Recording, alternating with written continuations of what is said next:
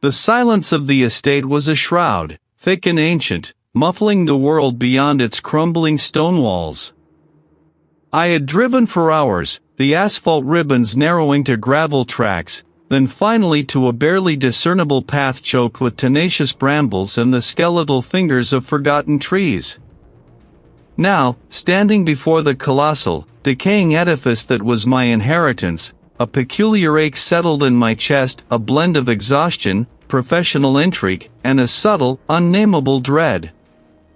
Dust, fine and pervasive, seemed to be the very air I breathed, coating every surface, every memory.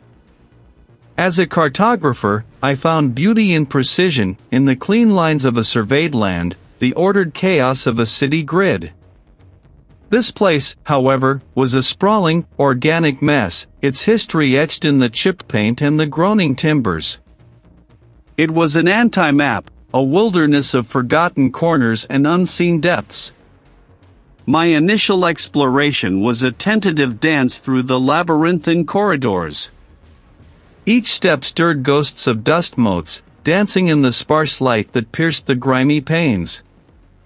The air was heavy, tasting of damp earth, forgotten spices, and something else, a faint, metallic tang that prickled the back of my throat.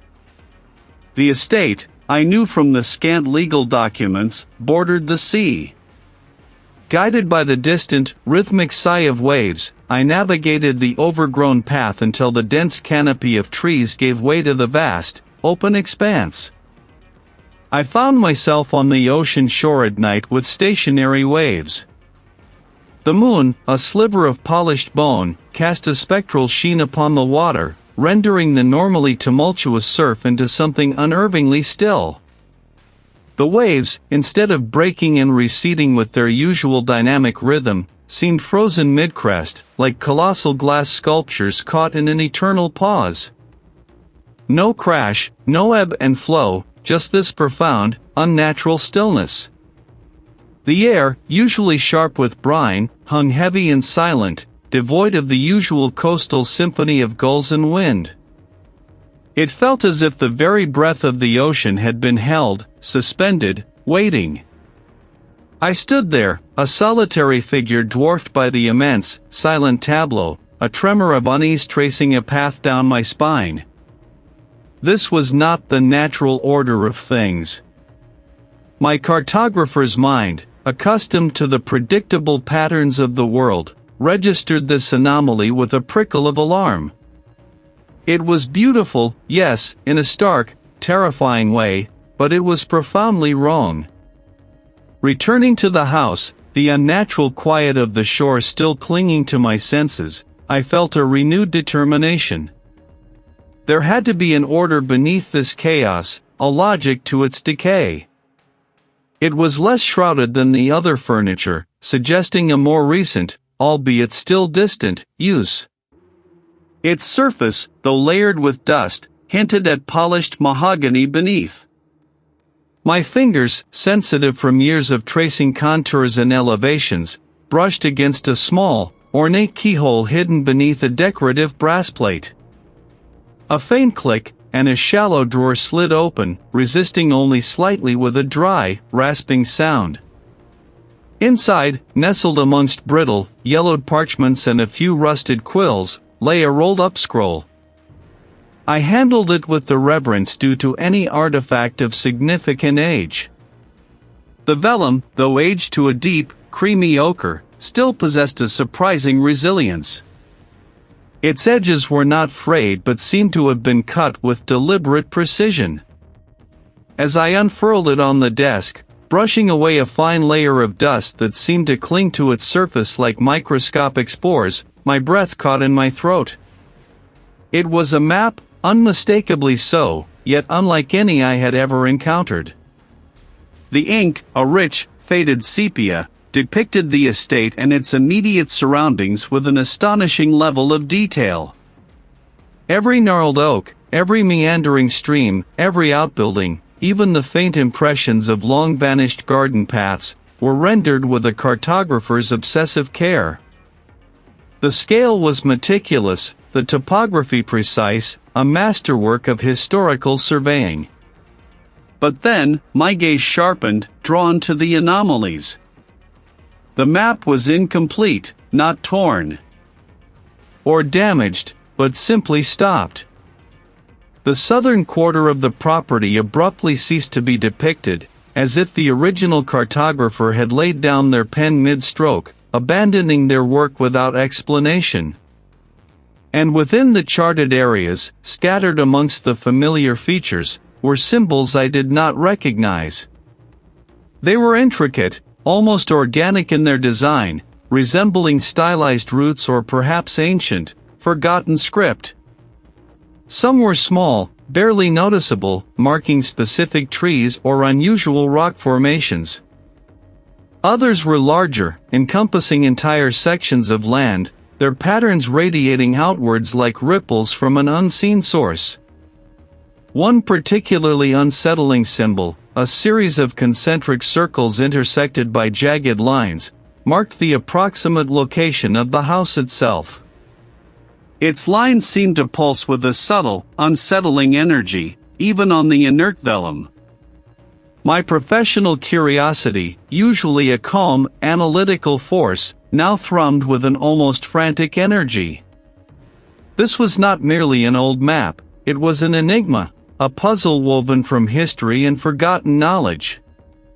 Why the sudden cessation? What did these strange symbols denote? Were they landmarkers, wards, or something else entirely? The sheer precision of the visible details only amplified the mystery of its incompleteness and the unsettling nature of its hidden language. It held a secret, and I, the meticulous cartographer, had just unearthed its silent, unsettling invitation. The first full light of morning, thin and pale, seeped through the grime-streaked panes of the library window, illuminating dust motes dancing in the heavy air. I had spent a restless night on a moth-eaten chaise lounge, the silence of the estate pressing down like a physical weight. Every creak of the ancient timbers, every sigh of the wind through the eaves, seemed amplified, imbued with a watchful sentience. A profound weariness clung to me, but a more potent, almost magnetic, curiosity pulled me from my makeshift bed. The map. It lay on the vast, scarred mahogany table, its parchment skin a canvas of faded ink and cryptic lines. I spread it carefully, tracing the familiar outlines of the main house and the known outbuildings, then comparing them to the modern surveyor's plat I had brought. The modern document was a sterile grid of property lines and easements, pragmatic and precise. The inherited map, however, pulsed with a different kind of life, its hand-drawn details hinting at a landscape richer, more intricate, and far more unsettling. My first foray into the estate grounds was a pilgrimage of discovery. The air outside was damp and cool, carrying the scent of rich, decaying earth and the distant, briny tang of the sea. Ivy, thick as a man's arm, had swallowed entire sections of the garden walls, its tendrils snaking across flagstones and up the trunks of ancient, gnarled oaks.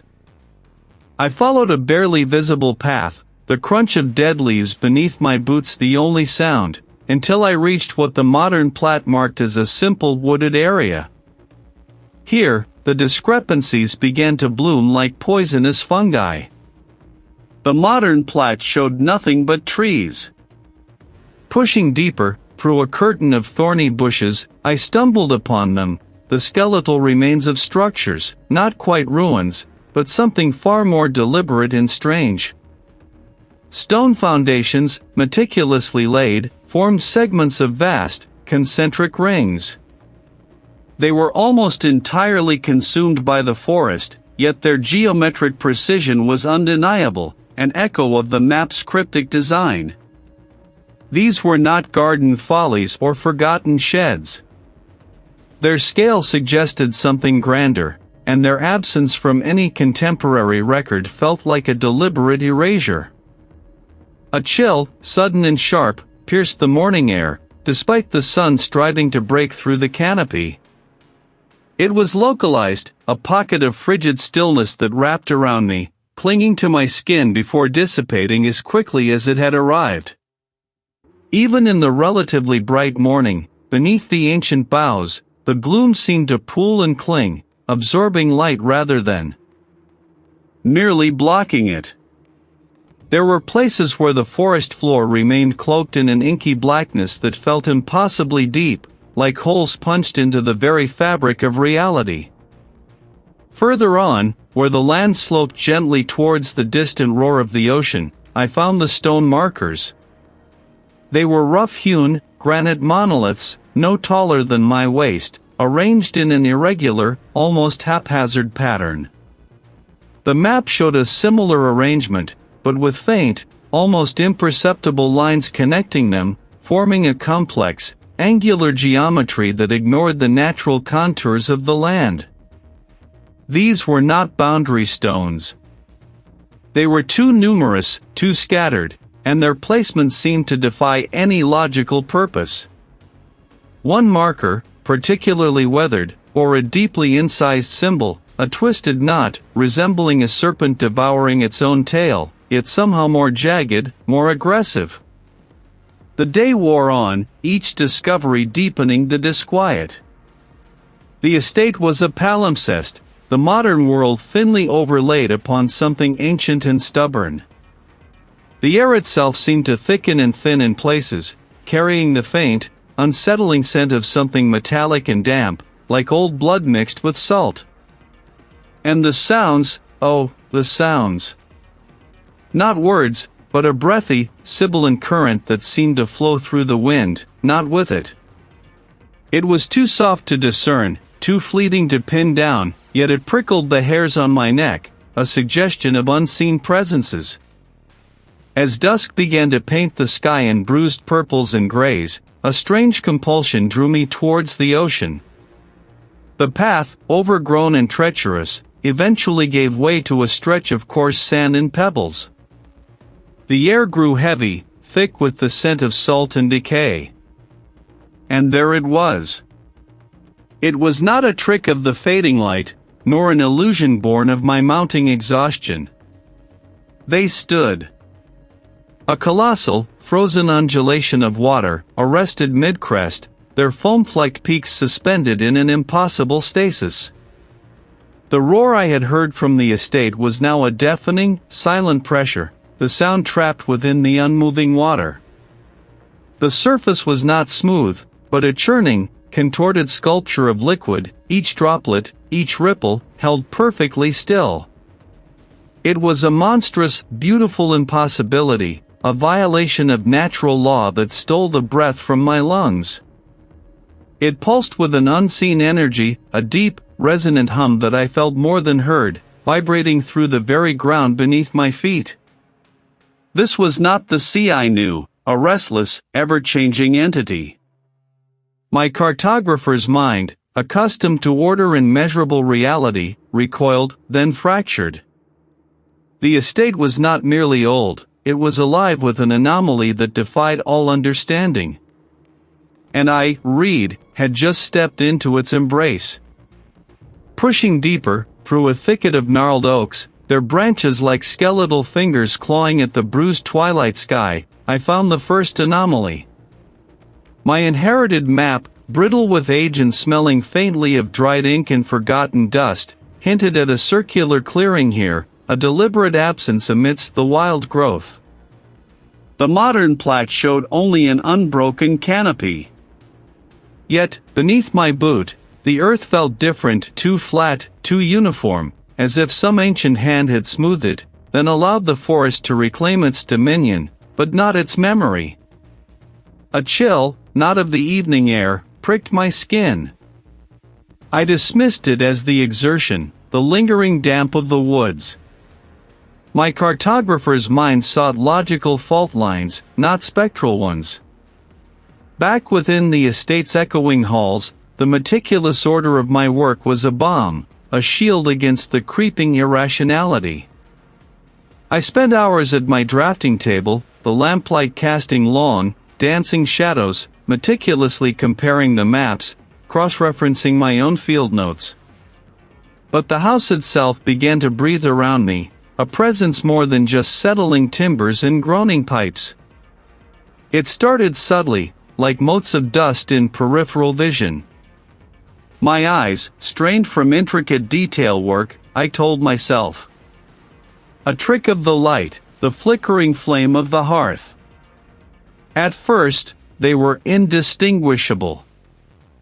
From the estate's natural symphony of age, the wind whistling through a loose pane, the house settling on its foundations, the distant creak of a floorboard above. But soon, a faint, almost melodic murmur began to weave through these mundane sounds. It seemed to emanate from the very walls themselves, a low, sibilant hum that would rise and fall, like a conversation held just beyond the threshold of understanding. I would pause, pen poised over parchment, straining to catch a single word, a discernible phrase. Nothing. A draft, I reasoned, vibrating some loose panel. Or perhaps the isolation was finally beginning to fray the edges of my hearing. My tools, my meticulously organized instruments, also began to defy my memory.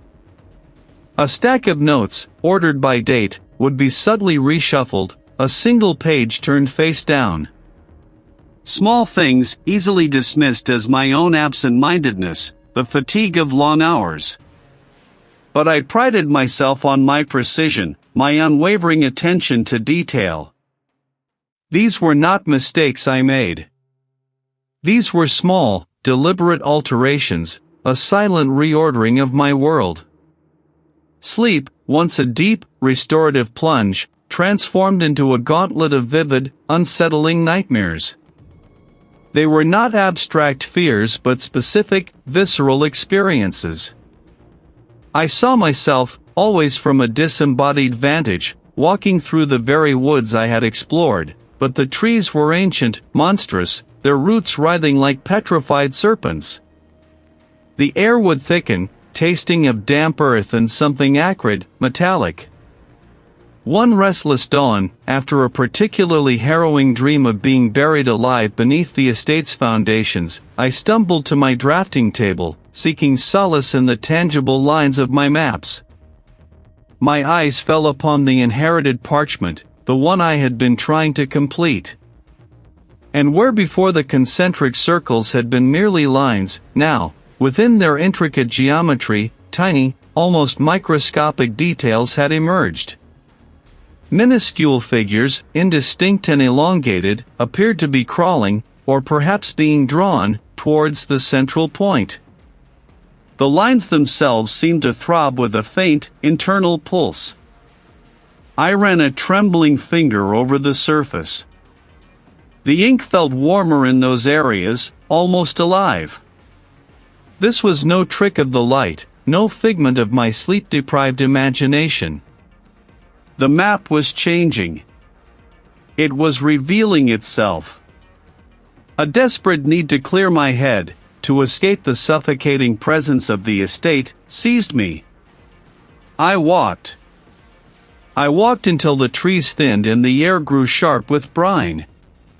The waves, usually a restless symphony of crash and retreat, were unnaturally still.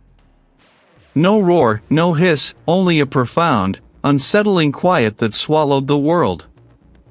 I stood there, the cool sand seeping between my toes, the impossible sight before me mirroring the impossible unfolding within my ancestral home. My logical mind, my cartographer's precision, had no grid for this, no legend for such phenomena. The rationalizations, once so comforting, now felt like flimsy paper shields against an encroaching tide. The circular clearing, a deliberate absence in the ancient woods, had etched itself into my mind like a brand.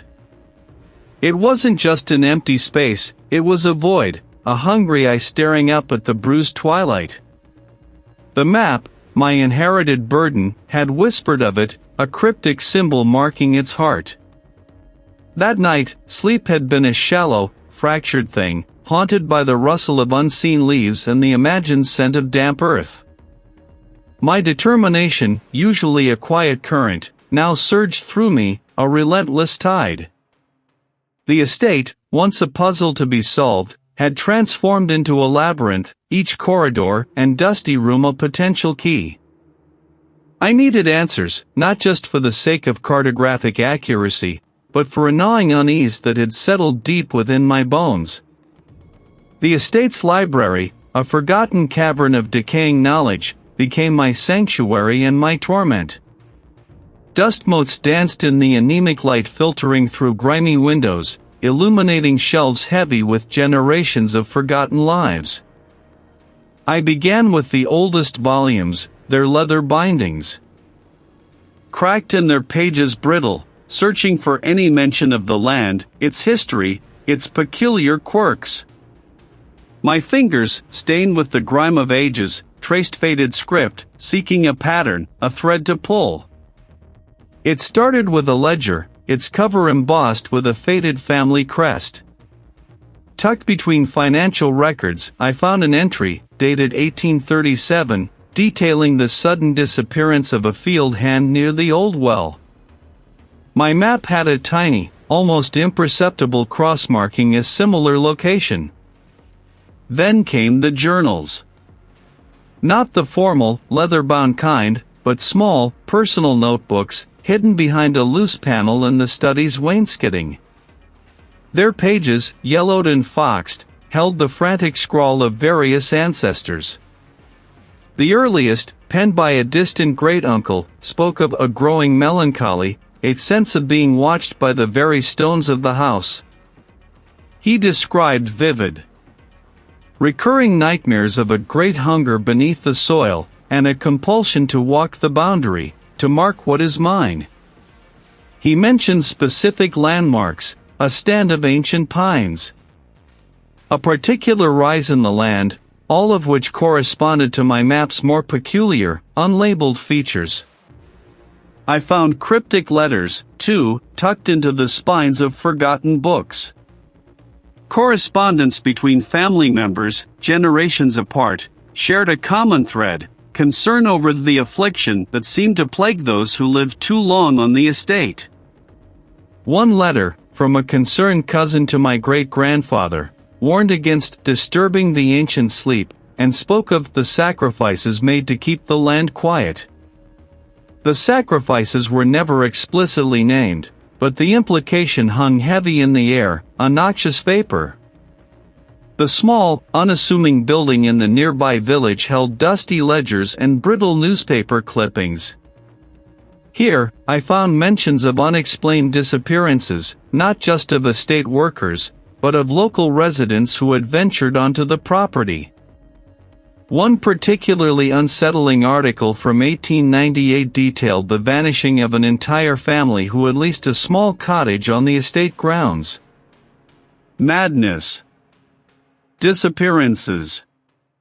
Strange occurrences tied to specific locations on the estate. The map wasn't merely a guide to the estate's physical layout, it was a key, a blueprint for something malevolent, an ancient, hungry intelligence buried beneath the land, demanding its due. I needed air, a respite from the suffocating weight of history. The waves, though unmoving in their rhythmic push and pull against the sand, seemed to hold a terrible stillness, a patient waiting. The air, thick with the scent of salt and decay, offered no comfort. And the map, clutched in my trembling hand, was not just a key, but an invitation. An invitation to oblivion. The map wasn't merely a record of surveyed land, it was a blueprint of dread, each line a vector leading to a historical wound. I traced the faint, faded script of Old Well, the ink bleeding into the parchment like ancient blood. A shiver, colder than the damp air of the study, ran its icy tendrils down my spine. The estate, I now understood, was not simply built upon a foundation of earth and stone, but upon a strata of suffering, meticulously charted. I would stand by the window, observing the gnarled oaks, and for a fleeting, horrifying moment, their branches would writhe not with the wind, but with grasping, skeletal fingers. The rustle of dry leaves on the drive would metamorphose into the shuffling of unseen feet, dragging themselves closer. My breath would catch, a tight knot in my chest, and then the illusion would recede, leaving behind only the mundane and a lingering, acrid taste of fear. They no longer felt like the wind sifting through the eaves or the house settling into its decrepitude. They were voices, low and guttural, resonating just beyond the threshold of my hearing, like a tide pulling at distant stones. Yet, certain phrases pierced the veil, sharp and undeniable. "Your blood," one would hiss, a sound like dry leaves skittering across flagstones. "Our dew," another would rasp, heavy with an ancient claim. I felt them in the periphery of my awareness, a constant, malevolent hum that vibrated through the very floorboards beneath my feet.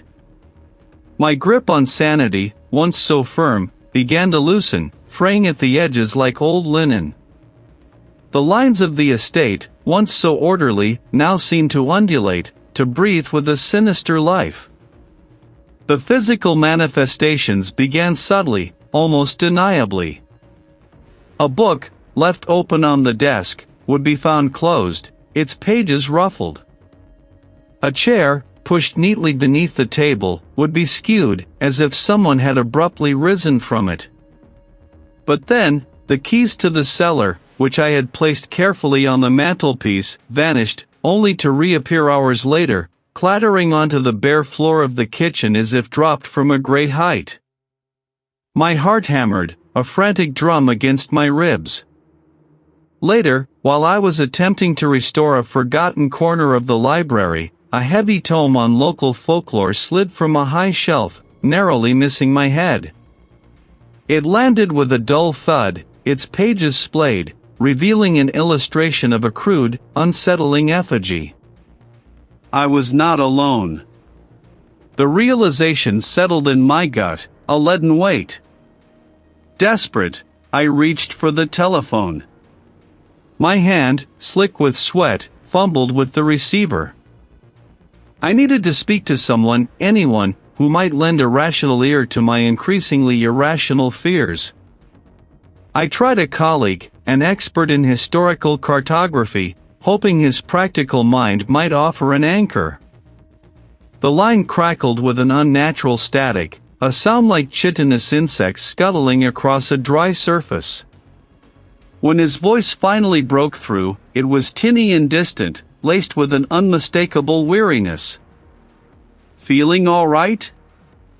Perhaps the isolation is getting to you. You sound strained." He advised me to get some rest, to take a break from the old house. His dismissal, though gentle, was a cruel blade. I tried the local constable, a gruff but seemingly sensible man. The call wouldn't connect. The vastness of the water should have offered solace, a sense of perspective. But even here, the world felt wrong. The air, usually bracing with salt and brine, carried that faint, earthy, sickening odor, a scent that now clung to me like a shroud. A terrifying invocation.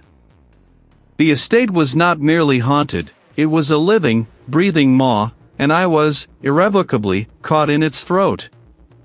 The map, spread beneath the harsh glare of my solitary lamp, had begun to bleed its secrets. Not in ink, but in the slow, agonizing crawl of understanding that leached into my marrow.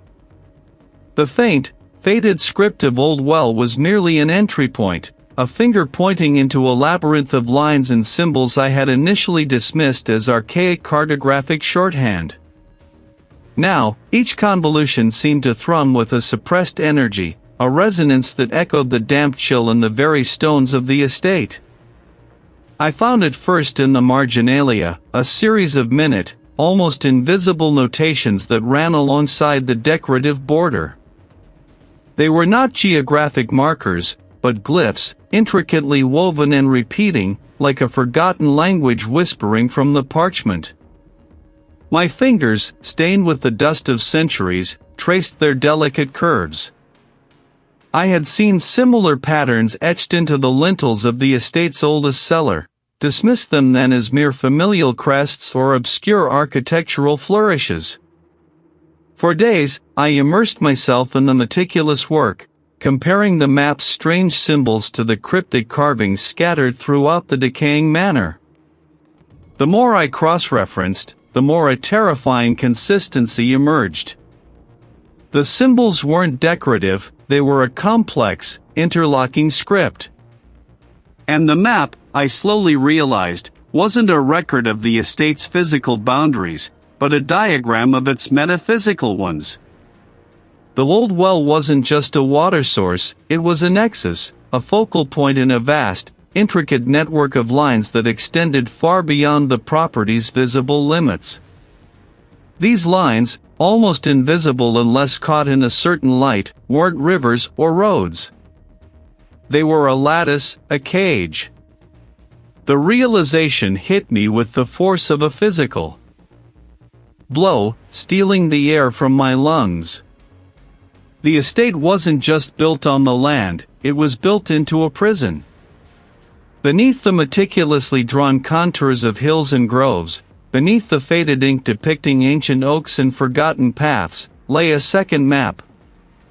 A map of containment. The estate was a lock, and the land itself, a vast, complex seal. The old well was merely a vent, a point of stress. Other locations, marked with similar glyphs I now recognized as warding symbols, formed a perimeter. A perimeter designed not to keep things out, but to keep something in.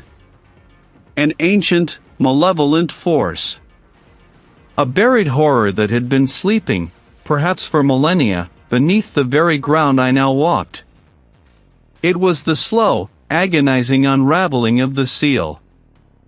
The prison was weakening. And I, Reed, had been drawn here, not by chance, but by something far more sinister.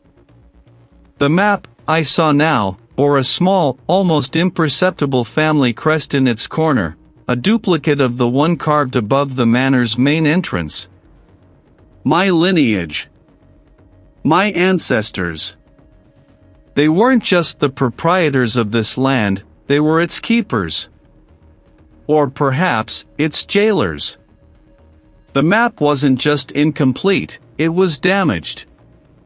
Sections were missing, faded into illegibility, or perhaps deliberately excised.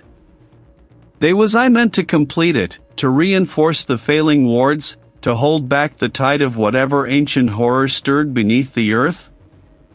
Or was my very presence here, my obsessive delving into its secrets, merely the final, unwitting step in its liberation? But the map held me, its lines now pulsing with a silent, malevolent energy, its secrets binding me tighter than any physical chain. I stumbled from the study, the map's revelations pressing against my skull like a vice. The air inside the manor felt thick, suffocating. I needed to breathe, to escape the crushing weight of this discovery, if only for a moment. No rhythmic crash, no receding sigh. It was a tableau of arrested motion, a silent scream frozen in time. The stillness of the ocean mirrored the stillness in my own mind, a terrifying calm that settled over the chaotic storm of my thoughts. This was it. This was the truth. It was not dead. It was merely waiting. Held, but barely. And I, Reed, was either its final jailer or its unwitting key. I stared at the map, its aged parchment now seeming less like a historical document and more like a living skin, breathing faint, almost imperceptible currents of air. The script, once merely faded, now pulsed with a dim, internal light, not visible to the eye, but felt deep within the hollows of my skull. The old well was no longer a point of interest, it was a throat, opening into something vast and ancient. The labyrinth of lines and symbols, once abstract, began to coalesce, forming a path, not merely on paper, but in the landscape of my mind. A path that twisted, inexorably, towards the coast. A chill, damp and saline, seeped into my study, though the windows remained latched against the night. It was the scent of the sea, not fresh and invigorating, but heavy, cloying, like something long drowned. The map tugged at me, a silent, insistent current drawing me from the lamp's amber pool. My legs moved before my conscious mind formed the thought, a puppet on invisible strings. The grand staircase groaned beneath my weight, each step a descent into a deeper layer of night. The path through the overgrown gardens was a mere suggestion, a memory of a path, but I found it unerringly. The trees, gnarled and skeletal, clawed at the moonless sky, their branches like skeletal fingers pointing, always pointing, towards the distant, unseen roar of the ocean.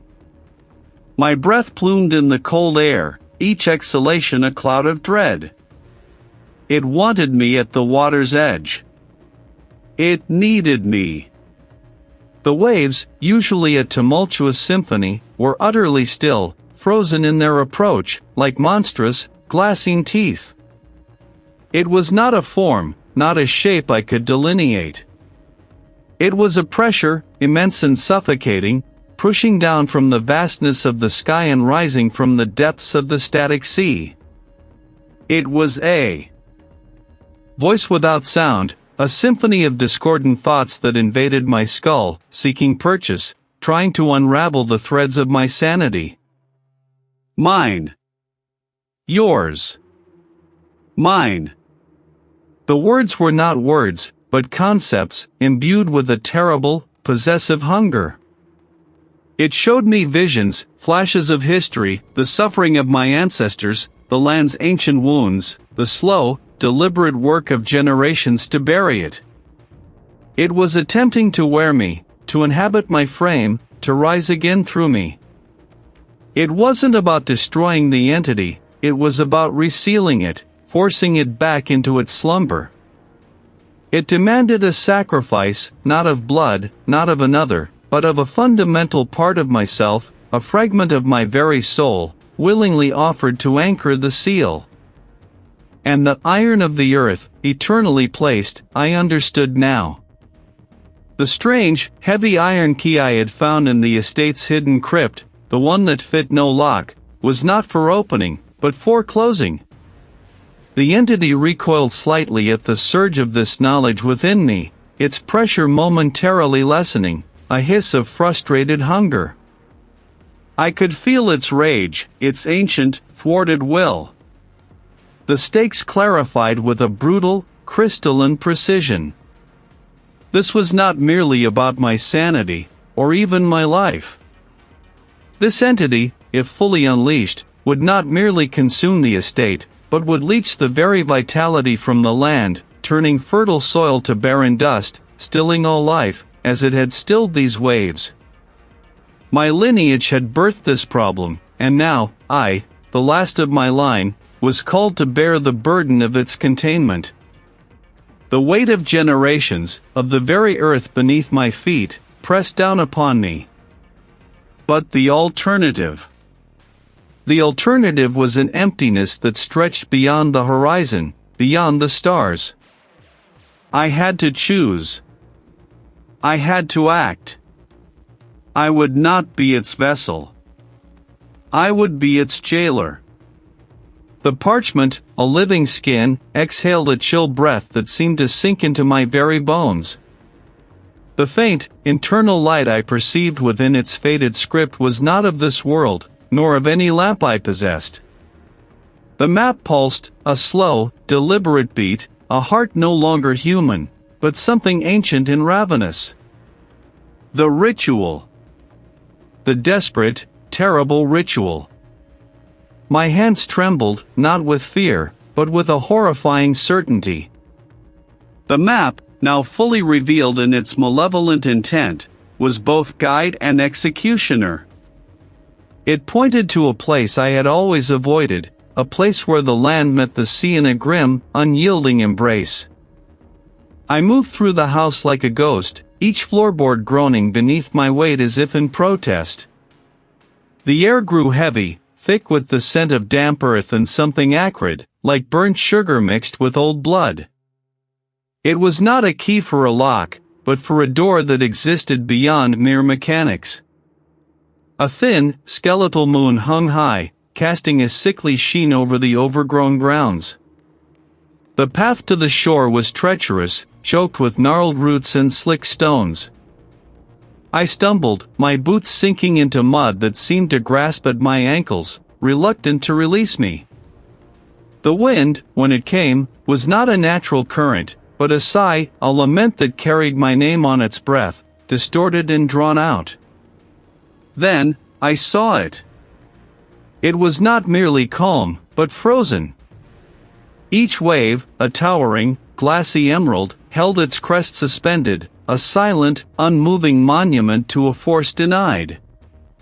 The silence was absolute, broken only by the grit of sand beneath my feet and the frantic beat of my own heart, a drum against the stillness of the world. The air tasted of salt and something else, something ancient and metallic. The map, held aloft, began to glow with a more definite, pallid light. It directed me towards a jagged fissure in the cliff face, a maw of black rock that seemed to have been torn open by some colossal, unseen hand. This was it. The deepest, most corrupted part. The entrance was narrow, a mere slit at first, but as I squeezed through, the rock opened into a cavernous space. My lantern, a small, stubborn beacon, struggled against the encroaching gloom. The passage sloped steeply downwards, the floor slick with moisture. The entity began its assault in earnest. I saw fleeting glimpses of faces in the shifting stone, my own, contorted in despair, the stern, accusing visages of long-dead ancestors. The air grew heavier, pressing down on me, making each breath a struggle.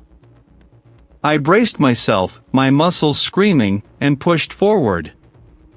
Then, the tunnel opened into a vast, echoing chamber. The walls here were not merely rock, but seemed to be carved, not by human hands, but by something else, something with a terrible, patient will. Grotesque bas-reliefs writhed across the surfaces, depicting figures with elongated limbs and vacant, hungry eyes, engaged in acts that defied description. My gaze fell upon the altar, and the revelation struck me with the force of a physical blow. Carved into its surface, not with chisels but with some ancient, organic process, was a shallow basin.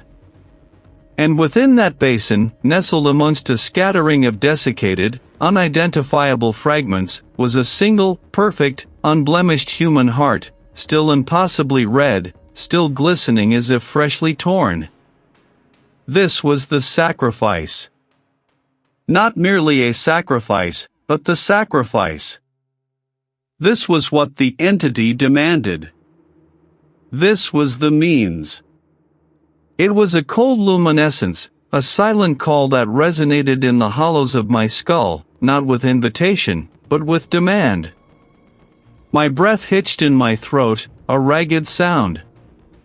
The air in the study, once familiar, now tasted of dust and salt, a phantom tang of the impending confrontation. Every nerve ending sang with a desperate, frantic energy. This was not a pursuit of knowledge, it was a race against oblivion. The entity, unseen yet omnipresent, had been feeding, drawing sustenance from the estate's very stones, from the forgotten grief of my lineage. The path to the shore was a blurred tunnel of wind-whipped trees, their branches clawing at the moonless sky. It was a cruel irony that the very tool of my ancestral calling would be the instrument of my potential undoing. The wind grew sharper, carrying the unmistakable tang of brine. Then, the vast, inky expanse opened before me. The sight stole the breath from my lungs. The water, usually a restless churn of foam and thunder, lay unnaturally still. Not a ripple, not a surge. just a vast, obsidian mirror reflecting the indifferent stars, its surface a sheet of polished stone. The waves, caught in an invisible snare, hung suspended, their crests frozen mid-break, like petrified claws reaching for an unseen prey. It was an impossible tableau, a violation of nature's very pulse, and it spoke volumes of the power I now faced. The air here was heavy, thick with a pressure that pressed in on my chest, threatening to crush my ribs. It was the entity, asserting its dominion over this unnatural theater. With trembling fingers, I laid the map flat on the sand. Around its perimeter, almost invisible in the faded script, were glyphs. The final instructions were clear, yet terrifying. I knelt, scraping patterns into the damp sand with a shard of driftwood, mimicking the map's intricate geometry. Each line I drew felt like a suture on the earth's skin, each curve a tightening knot. The ground vibrated beneath my knees, a low thrumming that resonated with the pulses in my own veins. The entity's presence solidified, a crushing weight, invisible tendrils probing at the edges of my sanity. It tried to flood my mind with images of my ancestors, their faces contorted in agony, their pleas echoing from centuries past. It showed me my own future, a desolate landscape of madness and despair. But I pushed back. My focus narrowed to the task, the lines, the symbols. The map was not just a guide to its prison, it was the prison, a living, breathing contract woven into the very land, a pact made by my earliest ancestors. And to complete it, to renew the ancient ward, required more than just drawing lines. It demanded an anchor. A keeper. A sacrifice. A part of me. My lineage wasn't just tied to the entity's discovery, it was tied to its containment. I was not merely banishing it, I was becoming a link in its eternal chain, a vessel for the ward's maintenance. The knowledge was a blade twisting in my gut. A guttural roar, not of sound but of pure psychic force, ripped through the night. The stationary waves, impossibly, began to shimmer, their frozen forms trembling as if on the verge of shattering. The entity was fighting, its ancient fury unleashed, sensing its renewed imprisonment. I pressed on, my fingers numb, my breath ragged. It flared, then sank, absorbed into the vellum with a faint, hissing sound. A final, agonizing surge.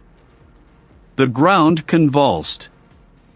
A wave, suddenly freed, crashed against the shore, not with the sound of water, but with a mournful, echoing shriek that tore at the fabric of the night. It was the entity's final, desperate cry as the ancient ward snapped shut. The entity was contained. My mind felt scoured, stripped bare. I had won, but at what cost? I was no longer merely Reed, the cartographer. I was a sentinel, bound to the very thing I had fought to contain. I was free, but irrevocably chained. The silence was my new prison. The salt-laced wind, a rasping whisper, was my first true sensation. It tasted of brine and something else, something ancient and cold that clung to the air like a shroud. My body, a vessel of dull aches and searing pains, refused to fully obey. Each muscle fiber felt stretched thin, a violin string played to the point of snapping. They did not crash. They did not roar. The waves, each one a liquid curve of obsidian, simply swelled and receded with a languid, almost artificial rhythm, barely disturbing the sand where they met it. They moved as if bound by an unseen hand, a silent, hypnotic undulation that offered no comfort, only a profound, unsettling stillness. A ragged gasp tore from my throat, raw and burning. My fingers, stiff and grimy, clawed at the damp grit beneath me, seeking purchase, an anchor in the sudden, terrifying expanse of my consciousness. And then, a rupture. A violent, elemental tearing, a soundless scream that was felt, not heard, as if the very fabric of existence had been rent. I pushed myself upright, a slow, agonizing heave. My limbs protested with a chorus of muted groans. The world tilted, the horizon line of stationary waves swaying sickeningly, before settling. I was clad in tattered remnants of what had once been a heavy work shirt and trousers, now shredded, stained, and stiff with drying muck. My skin, usually pale, was now a sickly yellow-gray, stretched taut over prominent bone. The entity was gone. The overwhelming, suffocating pressure that had coiled around my spirit, that had seeped into the very foundation of the estate, was absent. It was a desolation, heavier than any weight, more deafening than any scream. The air itself felt thin, scrubbed clean of all but a lingering resonance of something profoundly wrong. My gaze drifted inland, towards where the estate lay. Or what was the estate? The earth itself, I knew, would be scarred, churned and rent by a force beyond human comprehension. The house, my ancestral home, had been sacrificed. It had become the crucible of our final, desperate struggle. It was not my own. It was a quiet hum, a resonance that echoed the silent call of the parchment, but now it was within me. I saw, not with my eyes, but with this new, unwanted sense, the veins of power beneath the earth, the ancient, forgotten pathways. I was not just Reed, the cartographer, anymore. I was something else, irrevocably changed, a living repository of forbidden knowledge. The world, I knew, would continue its oblivious spin. I had survived. And with survival came a terrifying new burden. I had seen the true face of the map's secrets, felt its living pulse. And that echo, I realized, was now urging me, with a quiet, persistent insistence, towards something new, something terrible, something still incomplete. The stationary waves, reflecting the moon's pale light, seemed to hold a secret complicity in this new, unsettling chapter of my existence. I had escaped the fire, but carried its embers within, and they burned. My limbs felt heavy, weighted with an exhaustion that was not merely physical, but bone-deep, soul-deep. The world had gone silent, save for the wind's dry sigh. I pushed myself up, sand gritty against my palms, and looked back towards the distant, jagged silhouette of the estate.